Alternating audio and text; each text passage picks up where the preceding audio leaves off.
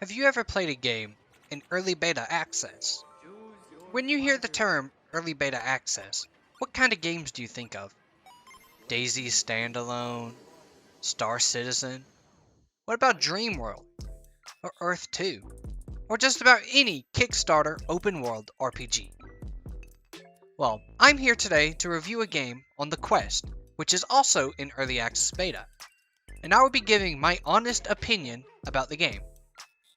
This video is going to be broken up into 3 separate parts: the good, the bad, and the great.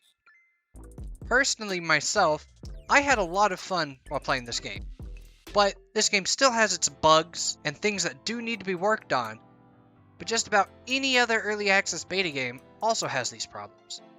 So without further ado, please enjoy this video. The first segment that we will be going over is what made this game fun to me, all of my hopes that I have for the game.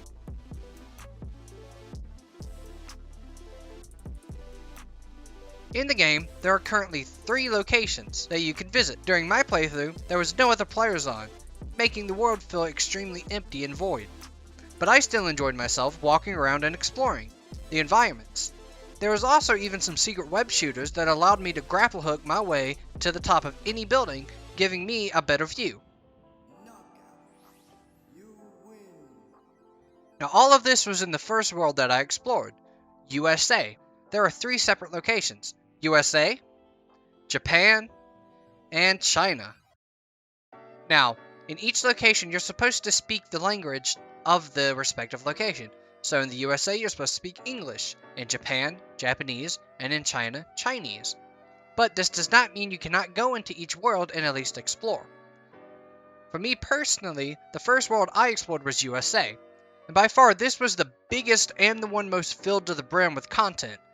During my playthrough, there was no other players online, making it extremely lonely just to walk around, but I still had fun with it due to the fact that I was finding secrets that the developers put in the game.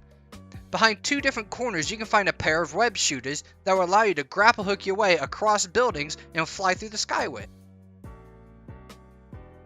The second world that we explored was the Japan world.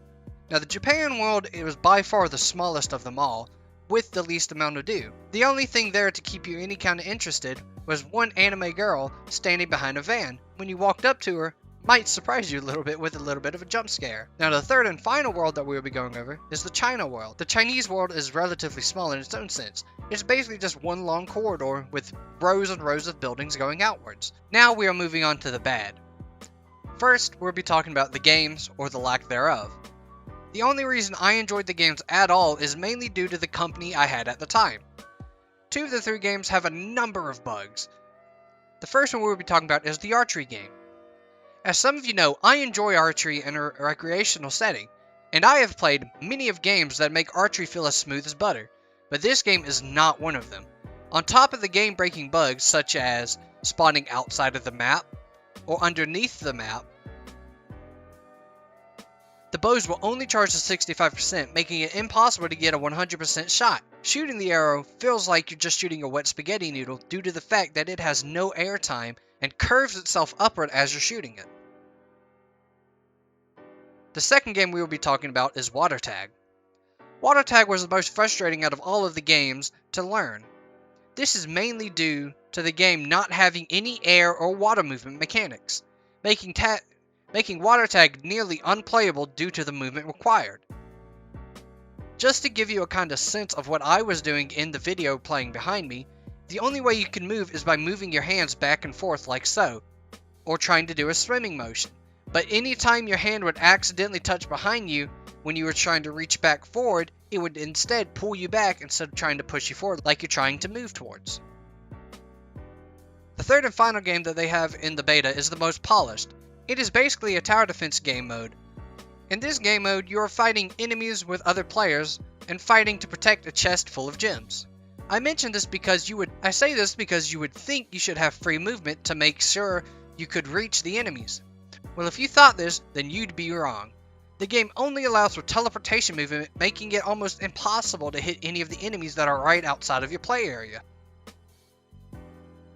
On to the great. As I mentioned before with the bugs, I still enjoyed myself immensely. The water tag game, while tiring, was still the funnest to play, chasing my friends around and being able to just banter back and forth while we were trying to touch one another. The game really reminds me of Gorilla Tag. Now disclaimer, I have never played Gorilla Tag myself as I'm not really a fan of those kind of games, but this water tag game made me really want to try it out. Moving on to the chat worlds. Now while small, they do have a few secrets that made it fun to just walk around and explore. But the main design is for chatting, so I cannot bash them too hard for not really having much to do since I was the only player online during my recordings. Moving on from the gameplay aspect, now I'll be talking about the communication that the dev team have had with me personally. The devs have been open to me, telling me what's being worked on and what's being fixed in the current beta of the game, such as any bugs that I bring up with them. They will let me know that it is currently being worked on and that they should have it out by the next update. Now with that being said, I'm going to give my honest opinion on this game. And my honest opinion is, I mean, it has a lot of potential moving forward, but it also has a lot of problems setting it back, mainly due to language barriers between me and the dev team, and language barriers between the player base and the dev team. What they are trying to do is not in the sense of a normal game. They are trying to make it a learning experience while having game modes to play in between each learning session. My personal opinion is this game was not ready for us to review. If you want to possibly play this game with me, then you should check it out on SideQuest. It's very easy to do by just going to the link in the description, clicking install. Now if you guys enjoyed this video, make sure to leave a like, comment, and subscribe as it will help me get up the YouTube algorithm to get this video out to more viewers. And with that being out of the way, if you haven't heard it yet, I love you, and I'm so proud of how far you've come. And I'll see you guys in the next video. Bye-bye. Now I'd like to give a huge shout out to Sir Spamalot for being the most recent donator, as well as a channel member. Remember, if you want to become a channel member and get access to early videos as well as special access to live streams, make sure to check out the join button down below.